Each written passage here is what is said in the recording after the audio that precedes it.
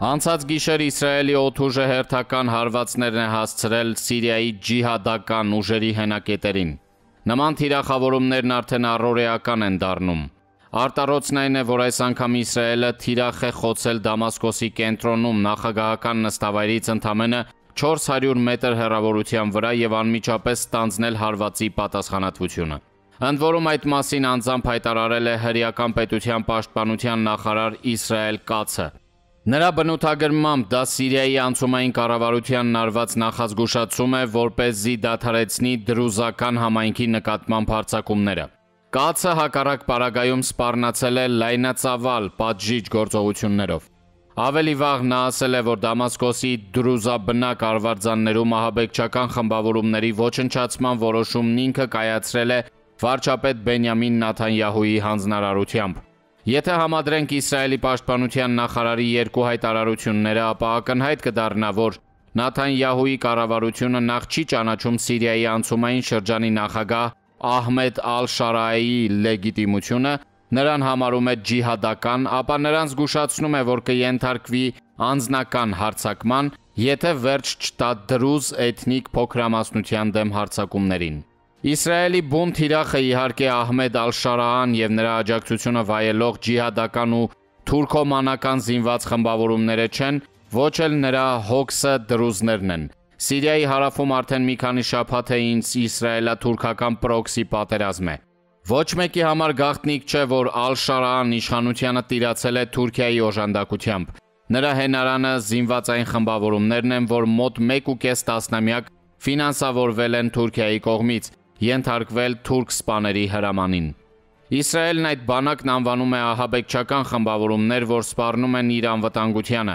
Նեթանյահուն փաստացի սպառնալիք է համարում Սիրիայի մայրաքաղաք Դամասկոսից հարավ տարածքներում Թուրքիայի ռազմական ներկայությունը, ամեն ինչ անում է, որպեսզի տեղաշրջանում իր ազդեցությունն ամրապնդի։ Էթնիկ դրուզներին պաշտպանության տակ առնելու մասին հայտարարություններն այդ քաղաքականության քարոզչական ապահովման համար են։ Ինչն է այս իրավիճակում ինտրիգային։ Արդեն գրեթե պաշտոնապես հաստատված է, որ Բենյամին Նեթանյահուն մայիսի 7-ին այցելում է Բաքու։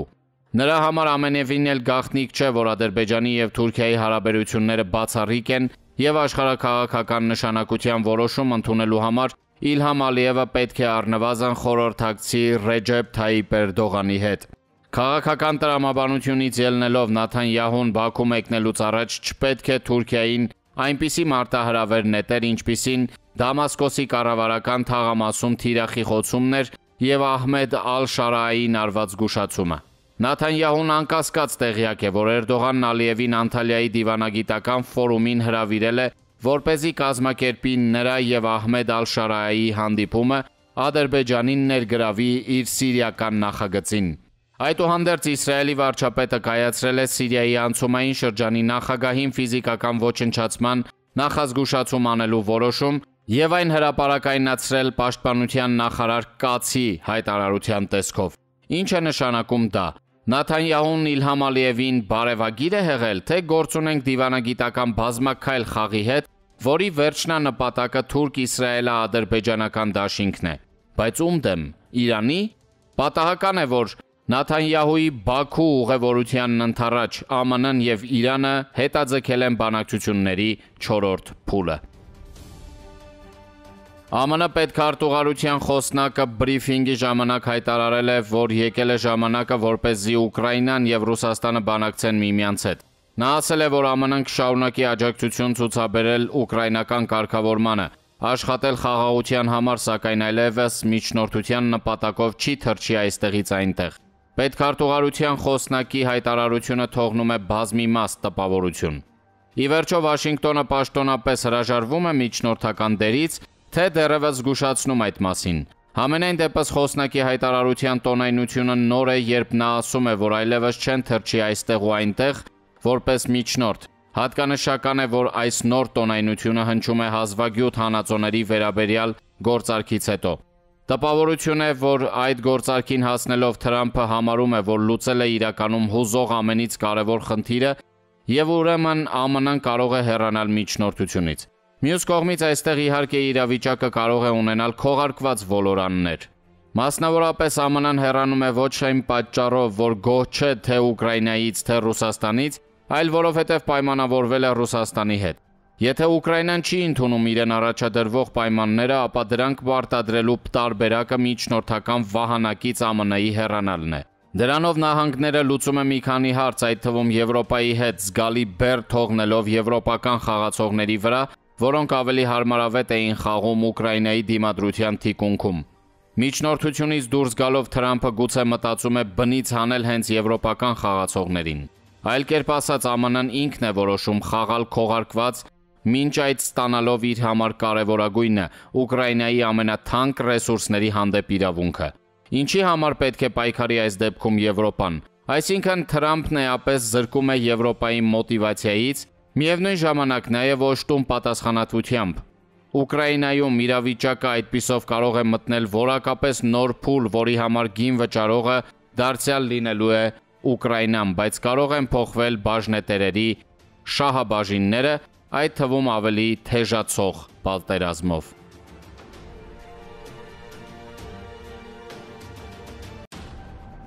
ԱՄՆ պետքարտուղար Մարկո Ռուբիոն X-ում գրառում է արել Գերմանիայի առնչությամբ, որը կարող է դառնալ ամերիկա-գերմանական նոր սկանդալի կամ գուցե ամերիկա-եվրոպական նոր սկանդալի առիթ։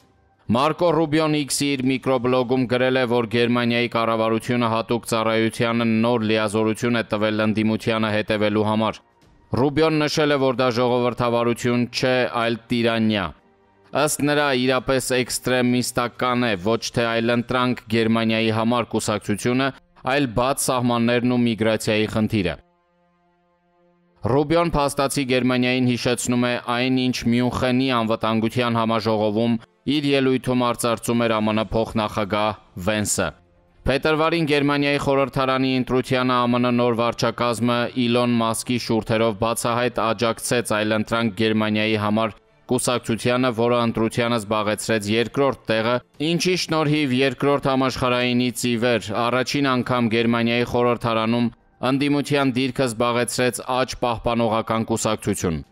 Մասկը այժմ հեռանում է Թրամփի վարչակազմից, սակայն Ռուբիոյի գրառումը հուշում է, որ Մասկն արտահայտել է ոչ թե անձնական, այլ թիմային դիրքորոշում եւ ըստ էության քաղաքականություն։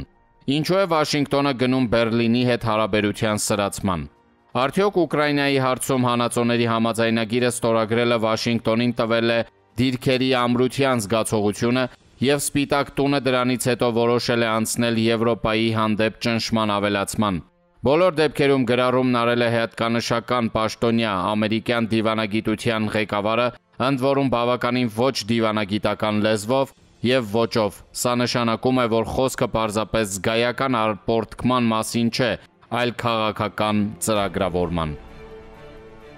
Ադրբեջանի խորհրդարանի արտաքին միջամտությանը հակազդման հարցերի հանձնաժողովի նախագահը հայտարարել է, որ ադրբեջանական մոտ 2 տասնյակ ռեսուրսների վրա կիբերհարձակման հետևում ռուսական հաքերային կազմակերպություն է, որը ենթակա է այդ երկրի հատուկ ծառայություններին եւ հարձակումներ է գործում այլ երկրների տարբեր համացանցային ռեսուրսների, այդ թվում պետական կայքերի վրա։ Ադրբեջանցի խորհրդականը հայտարարել է, թե այդպես Ռուսաստանը պատասխանում է ռուսական տան փակման հետ կապված գործողություններին։